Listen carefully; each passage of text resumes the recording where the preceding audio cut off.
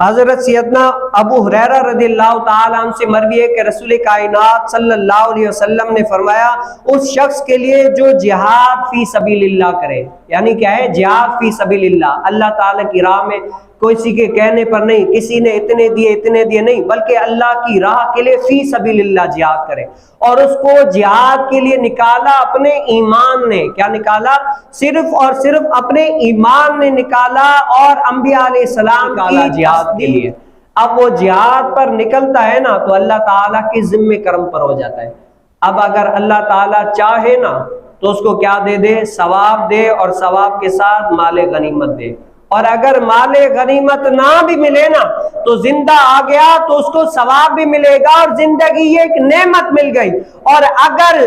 جہاد کے اندر شہید ہو گیا، کفاروں نے اس کو مار دیا، شہید کر دیا، تب بھی جائے گا۔ اللہ رب العالمین فرماتا ہے وَلَا تَقُولُوا فِي سَبِيلِ اللَّهِ أَمْوَاتٌ بَلْ أَحْيَاءٌ وَلَٰكِن لَا تَشْعُرُونَ۔ جو اللہ تعالی کی راہ میں شہید ہو جائے ان کو مردہ نہ کہو بلکہ وہ زندہ ہے۔ اگر وہ اللہ تعالیٰ کی راہ میں شہید کیا بھی جائے نا تب بھی اللہ تعالیٰ فرماتا ہے اس کا مقام جنت ہے۔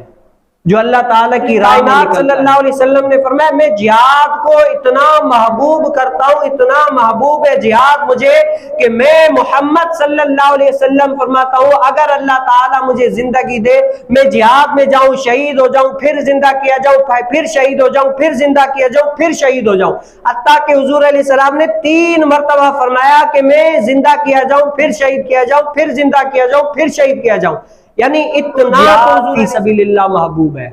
آج امت نے جب سے جہاد چھوڑا نا، جہاد کی دل سے تڑپ نکالی نا،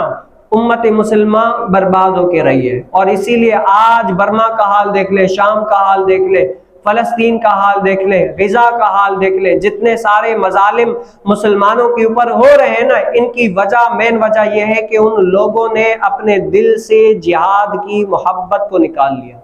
اور حضور علیہ السلام نے شاہ ہوتا نا تو میں ہر سریے پر، ہر چھوٹی سے چھوٹی جماعت پر بھی شریک ہوتا جہاد کے لیے، لیکن میں اپنی امت پر شاق سمجھتا ہوں، دشواری سمجھتا ہوں، تکلیف سمجھتا ہوں، اسی لیے کیا ہے ہر سریے میں شامل نہیں ہوا۔ تو آج جہاد ہر کے لیے ہے، ہر مسلمان کے لیے، جہاں ضرورت ہو نا، اسلام اگر جہاد کا تقاضا کرے نا تو اس کے لیے حاضر ہو جاؤ، اور اگر تم جہاد میں چلے بھی گئے نا تب بھی تمہارے لیے کائنات صلی اللہ علیہ وسلم نے فرمایا اگر چلے گئے جہاد میں جو کفاروں سے لڑے، اور کفاروں کا مال جو ہے نا وہ مسلمانوں کا ہو جاتا ہے، اس کو کہتے ہیں مال غنیمت،